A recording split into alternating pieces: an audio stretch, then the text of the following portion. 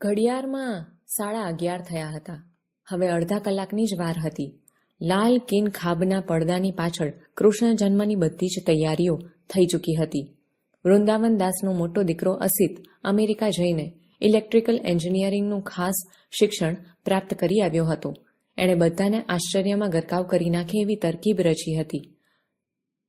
કારાગૃહમાં કૃષ્ણનો જન્મ, વર્ષા વસુદેવનું કૃષ્ણને લઈને જમુના ઓળંગીને ગોકુળ પહોંચવું, આ બધું વીજળીની કરામતથી તાદ્રશ બનતું એ બતાવવાનો હતો. આથી બધા આતુર હતા. લાલ કિન ખાબનો પડદો ક્યારે ખુલે તેની રાહ જોઈ રહ્યા હતા. સ્ટેશનની ઘડિયાળમાં 11:30નો ટકોરો હમણાં જ પડ્યો હતો. જનતા એક્સપ્રેસમાં ઉતરેલા પેસેન્જરોને લઈને બસ શહેર ભણી ઉપડી ચૂકી હતી. બસ સ્ટેન્ડ સુમસામ હતું. પાસેની ખુલ્લી જગ્યામાં ફાટી તૂટી ગુણપાટ ને કેરોસીનના કાટ ખાયેલા પતરાનું છાપરું કરીને 3-4 કુટુંબ આશ્રય લઈ રહ્યા હતા. એમાંના એક ઝૂંપડામાં ફકફક્યો દીવો ટમટમતો હતો. કોઈ સ્ત્રીના કણસવાનો અવાજ એ નિસ્તબ્ધતામાં સંભળાતો હતો, પણ એ ઝૂંપડાની વસ્તીએ એના પર ધ્યાન આપ્યું હોય એમ લાગતું નહોતું. ત્યાં અડધા ઊંઘમાં અને અડધા જાગતા એવી અવસ્થામાં કોઈ બોલતું સંભળાયું, "એલા કાનજી, માણકી કણસે છે, જરા જોઈને જોતો ખરો." બીજાએ પણ એવા જ અવાજે જવાબ આપ્યો, "એમાં હું જોવા જાઉં તું, વખત થયો લાગે છે." અંધારે ખૂણેથી કોઈ ડોસી ખોખરા કર્કશ અવાજે બબડી, "માણકીએ જબરીને એના પેટમાંનું છોકરું જબરું માળું. ટંકણ ખાર દીધો તોય કંઈ નો વળ્યું. હવે કંઈ આવનારને પાછું ઠેલાય. કર કંઈ બાપલા, છૂટકો છે." ઘડિયાળનો કાંટો આગળ વધતો હતો. માણેક કરાંજતી હતી. આકાશને કદીક વીજળી વીંધી જતી હતી. ભારે કડાકો થતો હતો ને ભારે વરસાદ માથે જજુમી રહ્યો હતો. ઘડિયાળનો કાંટો આગળ વધતો હતો. ઉપરના ઓરડામાં વિશાખા અને ધનંજય ટોળા વચ્ચેથી સરી જઈને વાર્તાલાપ કરી રહ્યા હતા. તેમને એમ લાગ્યું કે હવે તો નીચે જવું જ પડશે. વૃંદાવન દાસ અને એમની મંડળી બેઠકમાં ભાગવતનું શ્રવણ કરતી હતી.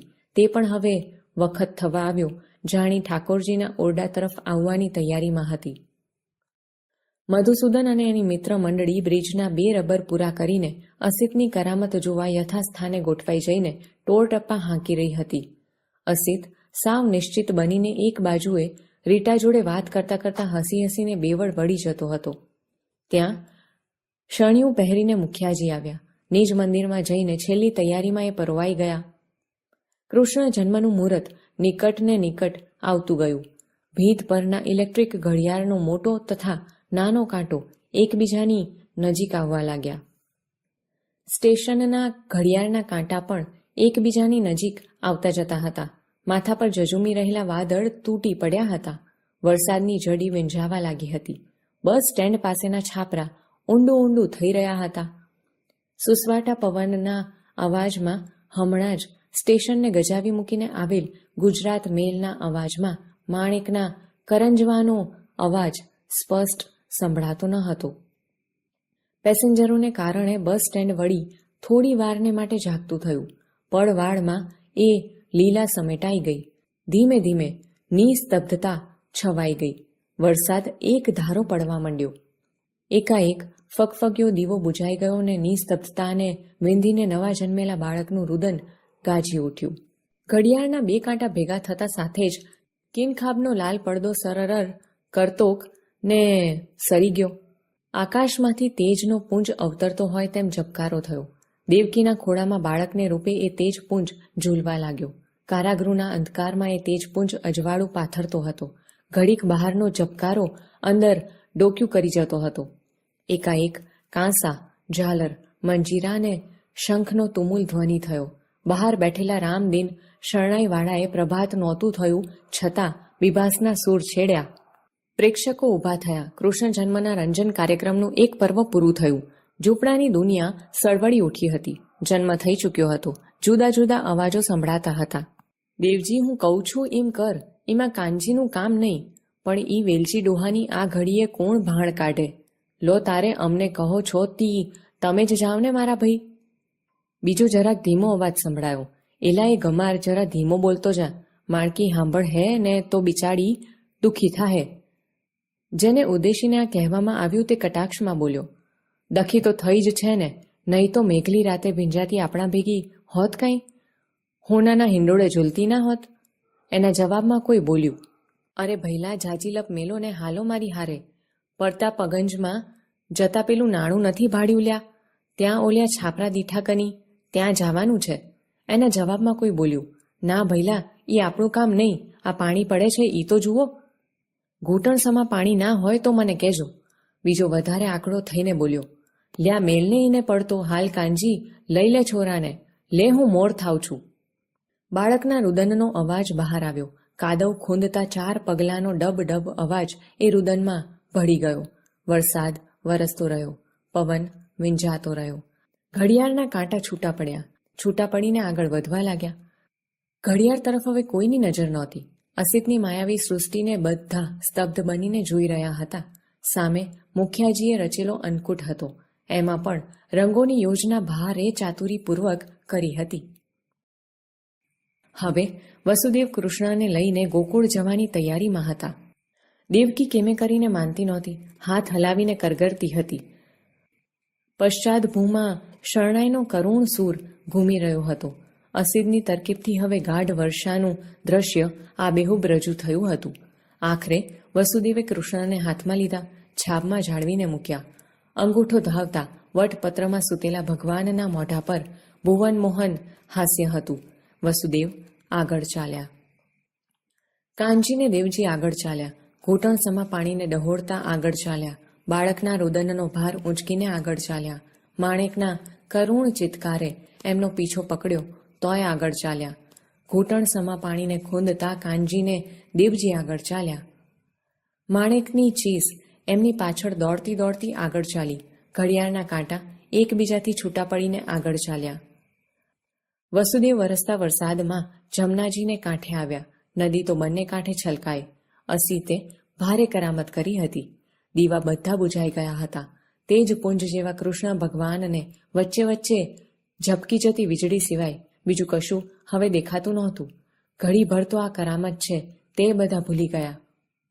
જયવતી શેઠાણી તો હાથ જોડીને ભક્તિભાવથી ઊભા જ રહી ગયા. વાસુદેવે જમનાના પાણીમાં પ્રવેશ કર્યો ન કર્યો ત્યાં એકદમ પાણીને ડહોળતો સરર કરતોકને અવાજ આવ્યો. બધા ઘડીભર ચમકી ગયા. કૃષ્ણ ભગવાનને માથે નાગે છાયા કરી. ભક્તોએ હાથ જોડ્યા.